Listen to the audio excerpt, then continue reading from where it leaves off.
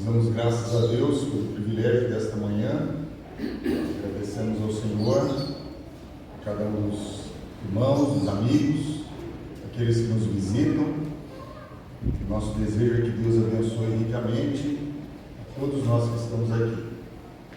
E damos graças a Deus também pelo motivo que nós estamos reunidos nesta manhã, que é podemos apreciar o testemunho público da nossa irmã Luana, que vai passar pelas águas do batismo.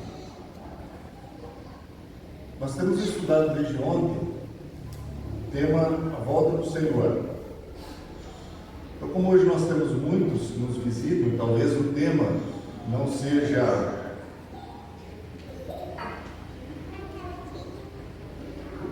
nem todos estejam familiarizados, então nós vamos apenas fazer um breve resumo e depois nós vamos para o texto que nós vamos estudar nesta manhã. Quando falamos da volta do Senhor Jesus,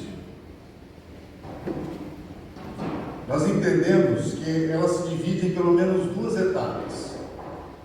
Conforme o nosso irmão disse ontem, a vinda do noivo, que se refere ao arrebatamento da igreja, a vinda do Senhor Jesus nas nuvens, para buscar aqueles que foram resgatados, redimidos, que foram salvos pelo sacrifício da cruz.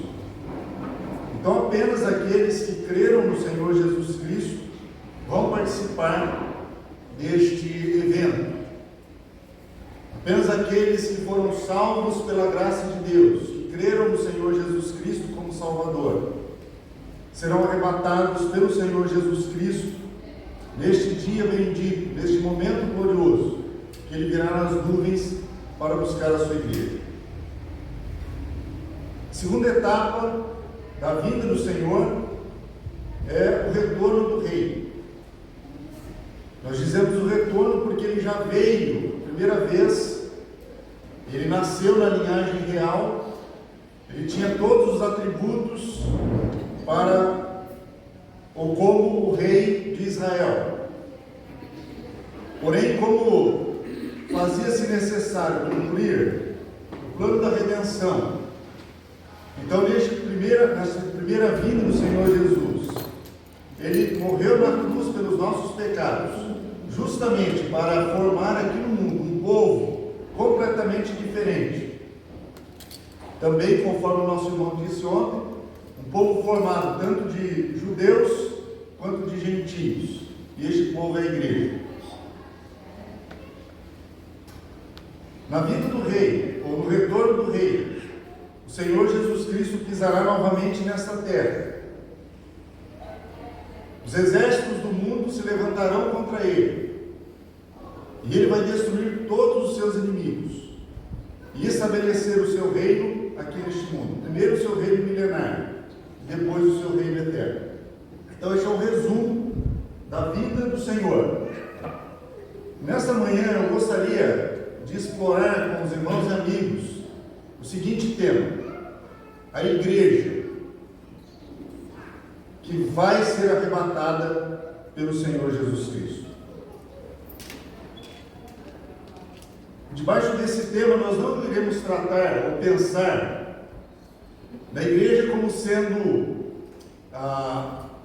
qual seja o grupo religioso, ou movimento, ou a igreja fulana de tal ou ciclana, se esta ou aquela vai ser arrebatada.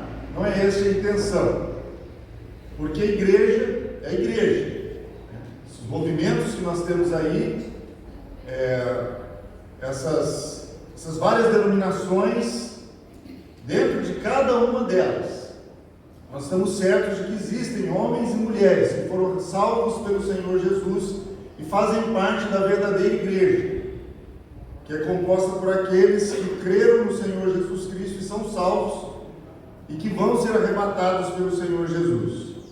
Então, nossa intenção nesta manhã não é dizer esta ou aquela igreja vai participar do arrebatamento, mas é pensarmos na condição da igreja verdadeira, dos salvos, quando o Senhor Jesus vier para buscá-la.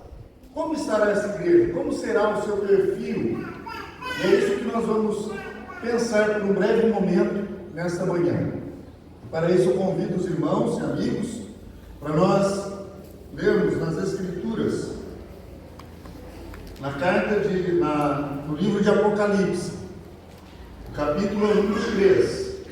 Nós vamos ler do versículo 14 até o capítulo 4 e o versículo 4. Então, Apocalipse, capítulo 3, versículo 14, até Apocalipse, capítulo 4 e versículo 4. E eu vou ler o primeiro versículo, e como nós temos costume nas nossas escolas dominicais, depois, cada pessoa que desejar, pode ir lendo um versículo cada um, segundo tiver desejo no coração. Apocalipse, capítulo 3, versículo 14, a versão que eu vou usar, que eu estou usando, é a revista atualizada de Almeida. Apocalipse capítulo 3, versículo 14. Ao anjo da igreja em Laodiceia escreve: estas coisas diz o Amém, a testemunha fiel e verdadeira, o princípio da criação de Deus. Conheço as suas obras, e nem és frio e nem quente. Quem dera fosse frio ou quente. Assim, porque és morto e não és frio e quente, voltar-te-ei a minha dor. Como dizes, rico sou e estou enriquecido, e de nada tenho falta. Tu sabes que és um desgraçado e miserável, pobre e cego e nu.